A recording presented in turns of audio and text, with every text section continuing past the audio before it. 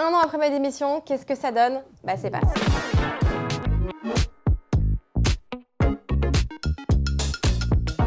Hello hello, j'espère que vous allez toutes et tous super bien. Je suis très contente de vous retrouver pour cette nouvelle vidéo du dimanche. Et aujourd'hui, on va parler de ma démission et Kezako un an après, comment ça se passe quoi. Donc si vous ne me connaissez pas, je suis Margot alias Margavalux, j'ai 28 ans, je vis en Espagne et je suis très grande passionnée de sacs à main de luxe. En général, je vous parle de luxe, mais aujourd'hui, je vais vous parler un peu plus business et je vous avais fait une vidéo de ma démission de 6 mois après et là, je vais vous faire vraiment ma grande review d'un an après. Restez bien jusqu'au bout, je vais vous expliquer un peu comment j'arrive entre guillemets à payer mes factures. Je vous avais parlé d'une activité un peu secrète et donc je vais, ça y est, vous en parler. Je me sens prête, je me sens à l'aise pour vous dévoiler. J'espère que je sais pas comment vous allez l'accueillir en fait dans les commentaires. Je suis un peu stressée, alors qu'en soi rien de fou, hein.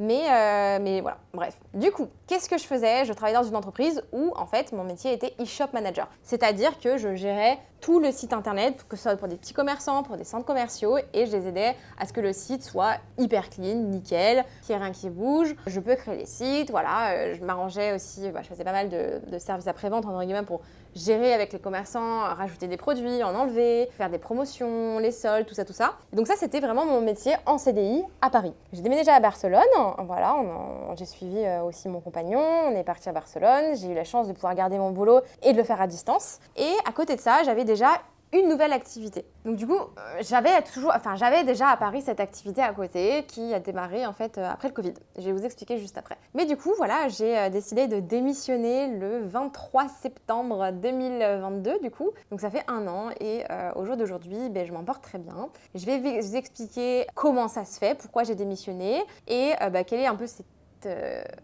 activité secrète dont je ne vous ai pas parlé depuis fin 2020 et pourquoi je vous en ai pas parlé tout de suite et tout ça. Mais en tout cas, j'ai fait le choix de démissionner parce que mon activité à côté commençait à prendre et je sentais que j'avais fait un peu le tour de mon boulot, j'avais besoin d'être à mon compte, je sentais que j'en avais marre d'avoir des horaires de bureau quoi. Je travaillais de 9h à 19h30 tous les jours, du lundi au vendredi.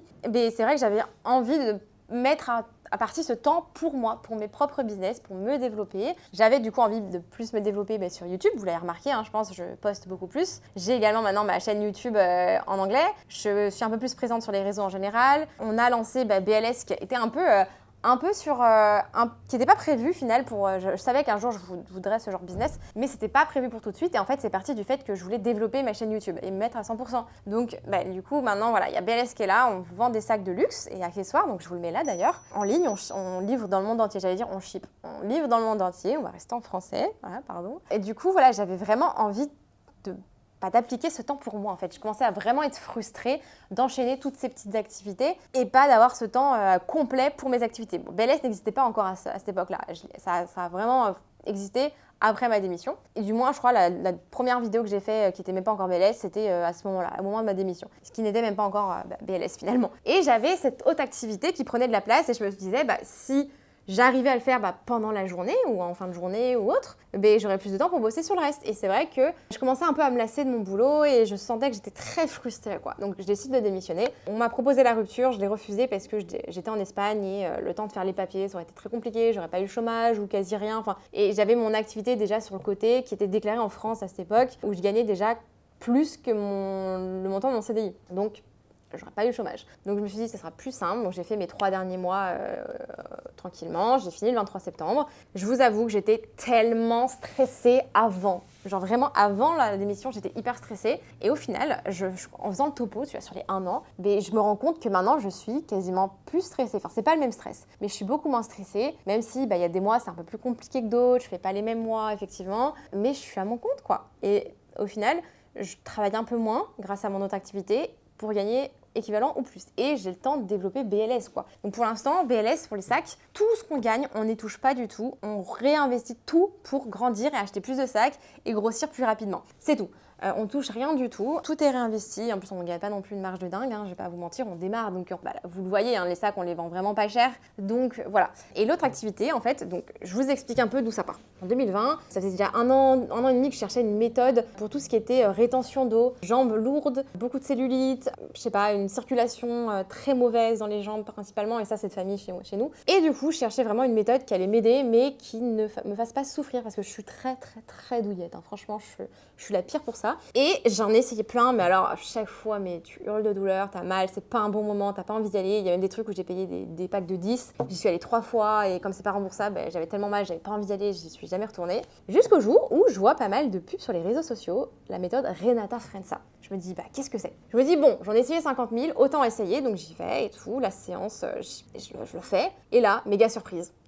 C'est à la fois énergétique, mais pas trop. C'est à la fois hyper relaxant. Je me sentais tellement légère après. Même, on travaille aussi la digestion, donc c'était trop bien. Une vraie découverte. Franchement, je me suis dit, mais c'est trop bien. C'est ça comme massage que je veux. Sauf que la séance coûte 130 €, entre 130 et 150 le drainage lymphatique. Et si tu veux faire la Miracle Touch, donc c'est le drainage et le remodelage, donc c'est le plus complet et celui qui fonctionne le mieux, quoi. C'est 200 € les séances à Paris. Je me suis dit, waouh, j'ai quand même bien ma vie, mais quand même, ça me fait un peu cher. Et je me suis dit, j'ai des CPF. Pourquoi pas faire la formation et après j'aurai juste à le montrer à mon compagnon et il pourra me le faire. Trop bien. Je me dis bon go. Bien sûr, pas de CPF, ils prennent pas les CPF. Je vais pour m'inscrire du coup à la formation en France. Je regarde un peu combien de massages je dois faire pour me rembourser la formation, tout ça. Parce que je suis pas dans le massage de base. Ma mère oui, mais moi non. Et du coup, je me dis, why not? J'en parle à Vincent, je lui dis qu'est-ce que t'en penses? Il y a la formation à Paris et tout, on fait ça. Sauf que la formation à Paris, je ne savais pas, il y avait que 3 massages sur les 5. Et si je voulais faire le plus complet, le Miracle Touch, il fallait que je parte au Brésil. Et ça, je l'ai appris un peu plus tard, j'étais déjà inscrite à Paris. Sauf que je me dis, ça m'embête. Du coup, je contacte le Brésil. Je leur dis, voilà, je préfère faire la formation chez vous directement. Est-ce que finalement, ce que j'ai payé pour Paris, je peux quand même venir au Brésil? Ils m'ont dit, pas de souci, aucun problème, etc. Finalement, du coup, à la fin du Covid, je devais partir en février 2021. Je devais partir en février 2021 au Brésil, à Sao Paulo, faire ma formation là-bas, directement avec Renata Frenza, sa sœur Patricia et toute l'équipe. Et finalement, quand nous, on était enfin sortis de la deuxième vague, Sao Paulo ferme. Au Brésil, ils ont vraiment une politique Covid, genre on s'en fout, ça n'existe pas. Mais Sao Paulo, le maire de Sao Paulo, a décidé de fermer la ville. 2 jours avant mon départ. Et je me dis, merde, en plus je venais de commencer mon nouveau boulot, donc très galère, donc je les préviens, je leur dis, voilà, j'ai un voyage à faire, ça a été annulé parce que la ville a fermé, et il va falloir que je parte. Donc finalement, je décide de repartir en juillet, parce que la ville finalement a réouvert en juin, et du coup c'était un peu tendu, donc je suis partie en juillet. Je pars, la formation c'est 1 semaine, ça a été une vraie découverte. Franchement, je savais pas dans quoi je m'embarquais, je savais pas si j'allais aimer ou pas. J'ai adoré, j'ai rencontré des gens incroyables, des filles, mais de folie, ça nous remet vraiment les idées en place. On a les histoires un peu tout le monde, il y a beaucoup de brésiliennes, donc forcément elles ont des histoires différentes, la vie est différente. C'était incroyable, vraiment, ça m'a remis un peu les idées en place. J'ai adoré rencontrer ces personnes-là qui sont hyper nature, honnêtes, encore un peu cette naïveté que, vous savez, qui est tellement belle au final. J'ai adoré, franchement c'était génial, j'ai adoré apprendre à masser. J'avais un peu peur de pas aimer ça, parce que c'est hyper particulier, en vrai c'est très spécial. J'avais peur de pas réussir, au final j'étais hyper à l'aise, ils nous ont vachement mis à l'aise. Ça a été très intense, c'était très tôt le matin jusqu'à très tard le soir, mais hyper formateur, franchement très très bien. Je regrette pas du tout d'être partie au Brésil pour le faire parce qu'on est beaucoup mieux formés, on est bien mieux entourés, il y a 10 fois plus de monde qui nous entoure. En gros, on a une formatrice par personne quasiment, et ça, c'est hyper bien. Donc, énorme. Franchement, je rentre. Attends, j'étais même pas rentrée. J'avais créé quelques jours avant de partir mon compte Instagram pro de massage.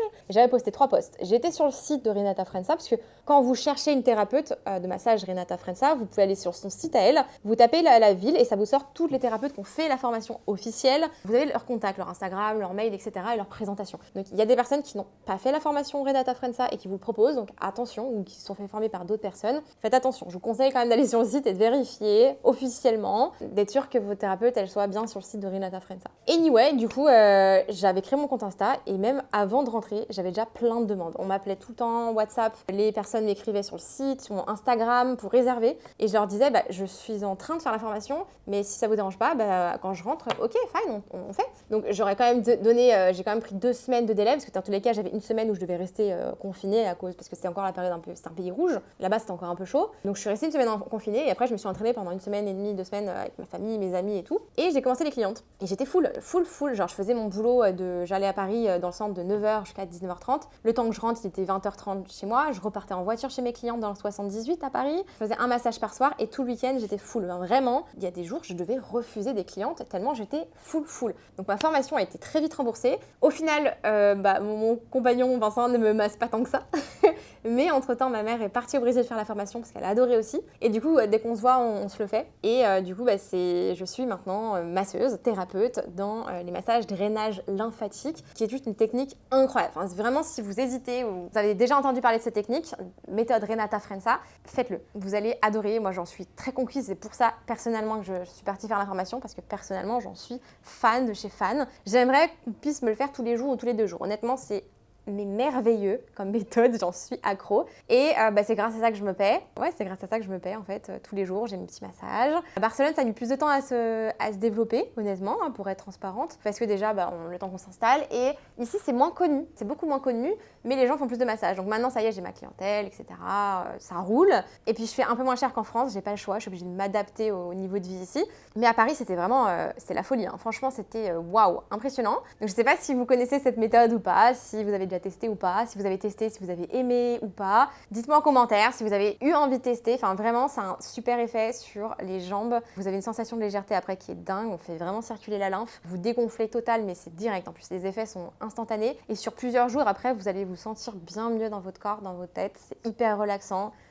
Bref, je suis en train de vous le vendre, mais c'est génial, voilà. Donc si jamais, vous avez envie de tester, n'hésitez pas à aller sur le site de Renata, voir une thérapeute qui est autour de chez vous. Maintenant, il y en a beaucoup, surtout en France, donc je vous recommande. Et du coup, c'est grâce à ça que je me paie et que je peux payer mes factures, mon loyer, mes courses, tout ça, ma vie de tous les jours. Et voilà, c'est un peu le petit secret. Mais sinon, après 1 an d'émission, écoutez, je suis très satisfaite. Je ne retournerai pas de sitôt dans le monde de l'entreprise en étant salariée, parce que pour l'instant, j'avoue que l'entrepreneuriat me convient bien. Je pense bien fitter avec l'entrepreneuriat. Je pense que c'est très qui tout double. J'avais un peu peur aussi de savoir si vraiment j'étais faite pour ou non. On se pose toujours plein de questions. C'est très stressant forcément parce que on est à son compte. Il n'y a pas tous les mois une sécurité. Mais au final, d'un côté, je suis pas tant stressée que ça. Je pensais que j'étais plus stressée avant finalement que maintenant. Il y a des mois qui sont plus difficiles que d'autres forcément, mais je suis pas seule dans cette aventure. J'ai mon compagnon qui est là, j'ai ma famille. Donc au cas où, je sais que j'ai entre guillemets un plan B, quoi. Mais pour l'instant, j'ai pas eu à utiliser le plan B, donc je suis contente, c'est une petite fierté personnelle. Mais c'est vrai que c'est quand même pas facile tous les jours parce qu'on a cette épée de Damoclès entre guillemets au-dessus de la tête en se disant on n'a pas un méga matelas de sécurité et on se lance dans le vide, quoi. Enfin voilà, moi j'ai pas ma famille derrière moi qui peut payer mon loyer ou autre, donc c'est vrai que c'est toujours un peu plus stressant, on se dit comment on va faire. Mais heureusement, j'ai mon compagnon, on est ensemble, tous les deux, on travaille beaucoup, on gagne quand même bien notre vie maintenant, mais c'est vrai que c'est quand même stressant, il y a des mois où je gagne un peu moins, forcément, c'est aléatoire, j'essaie quand même d'essayer de bien minimiser, mais il y a des mois forcément où je vais travailler un peu moins et donc voilà, ça va se répercuter sur le salaire. Mais en tout cas, je suis quand même hyper contente. Là, l'objectif de cette année, du coup, c'est vraiment de développer et continuer les massages. J'en fais pas plus de 3 par jour souvent parce que c'est très fatigant et je veux être au top pour mes clientes et je vais avoir le temps aussi de développer BLS. Donc je ne fais pas que du BLS toute la journée. J'ai aussi mes chaînes YouTube, etc. Et donc c'est quand même beaucoup de boulot. Surtout que les massages, quand je suis en séance, c'est 45 minutes, 1 heure. Je suis full séance, je peux pas faire autre chose à côté. Mais c'est passionnant, j'adore. Et concernant BLS, l'objectif là, ça va être vraiment d'évoluer là en fin d'année, vraiment de lancer un gros coup de pouce. C'est la fin d'année, c'est la meilleure période en général pour un small business. On vous prévoit plein de surprises. On va être au marché de la mode vintage aussi du 23 au 24 septembre. J'ai trop hâte, ça va être trop cool. D'ailleurs, à l'heure où je vous sors cette vidéo, on est en plein marché de la mode vintage. J'espère que ça se passe bien. Je vous ferai un petit topo, je vous ferai un vlog de toute manière. Mais ça y est, quoi, on est dans le dur, on augmente petit à petit. Le but, c'est de vraiment continuer à grandir, vous proposer de plus en plus de pépites. Donc, merci beaucoup pour votre soutien. Voilà, je crois que j'ai fait un peu le tour. Après 1 an, franchement, je regrette pas. Je suis très contente, ça se développe bien. Parfois, je suis un peu impatiente. J'aimerais avoir plus, développer plus, que ça aille plus vite. J'aimerais qu'on puisse acheter. On a déjà acheté un appartement à Lyon avant de partir à Barcelone. J'aimerais qu'on achète un 2e bien, peut-être en Espagne, maintenant on y réfléchit. Mais voilà, faut être patient et pour l'instant, j'ai très peu d'économies, tout passe dans BLS, donc c'est aussi un peu stressant. Donc là, le but cette année, ça va être vraiment aussi de mettre un peu d'économie, de remettre des économies de côté pour les au cas où, on sait jamais. Pour l'instant, on est un peu sec sur les économies, donc voilà, c'est vraiment de remettre des économies de côté et par la suite, si on travaille vraiment bien, de pouvoir se racheter une petite maison. Il y a des petites maisons pas chères du tout dans le sud de l'Espagne, à 1h30 de Barcelone, des biens à rénover, bien évidemment. hein, entre 50 et 100 000 euros de 200-300 mètres carrés. Il y a tout à rénover, mais c'est pas cher entre guillemets. C'est un gros budget, hein, mais si vous prenez un prêt à la banque et tout, c'est pas si cher que ça. Mais voilà, on regarde. Pour l'instant, on n'a pas l'apport qu'il faut dans tous les cas. Et en Espagne, ils demandent beaucoup d'apports. C'est pas comme la France, donc c'est pas notre priorité pour l'instant. Honnêtement, on est focus sur BLS. Mais voilà, c'est dans notre ligne de mire. On aimerait bien, ça serait très cool d'avoir un petit pied-à-terre, voilà, hors de Barcelone où on va pouvoir un peu se rafraîchir l'été. Enfin l'été, parce que là cet été, ça a été très très dur. Franchement, l'été a été vraiment très chaud. Et c'est vrai de se dire d'avoir un petit endroit un peu plus en montagne, un peu plus frais. Ça ferait pas de mal. Voilà pour la vidéo. Je vous ai un peu confié mes petits secrets. J'espère que, je sais pas comment vous allez le prendre. En tout cas, pour moi, c'est hyper complémentaire parce que le massage, je rencontre vraiment des personnes qui sont ultra heureuses de venir et ultra contentes aussi d'en repartir parce qu'elles se sentent bien. C'est un moment d'échange, c'est un moment hyper relax. Et c'est marrant parce que depuis que je fais les massages, je dors comme un bébé. Ça y est, j'ai trouvé mon remède. Je dormais très très mal. Je faisais beaucoup de nuits blanches, je réfléchissais beaucoup, je travaillais beaucoup en pleine nuit parce que je travaille mieux la nuit, moi. Mais du coup, je dormais très mal. Et là, en fait, depuis que je fais les massages, je dors comme un bébé, ça me relaxe. Et quand j'ai une mauvaise journée, dès que je fais un massage, j'oublie tout. Ça me fait du bien. Et du coup, pour moi, c'est hyper complémentaire. Et mes clientes, parfois qui sont clientes massage, sont mes clientes pour les sacs. Donc, c'est assez drôle et très complémentaire. Voilà, je sais pas quoi vous dire d'autre par rapport à tout ça. Je sais pas comment vous allez le prendre en commentaire. N'hésitez pas à me soutenir ou à me dire si vous aviez déjà pensé à ça ou pas du tout. Je pense pas, parce que c'est quand même très particulier. C'est pas du tout ce que je faisais et c'est ça qui est marrant. Mais c'est quelque chose que j'apprécie beaucoup faire. Au final, ça a été une vraie découverte. Et c'est un vrai échange avec les personnes et je vois que j'ai un vrai impact immédiat sur la personne, un impact très positif et c'est hyper agréable. Bref, voilà, j'arrête mon blabla. Merci d'avoir regardé cette vidéo jusqu'au bout. Je vous invite à commenter, à liker et à vous abonner. Et je vous retrouve mercredi pour un nouveau Bag Drop Day. Bye bye.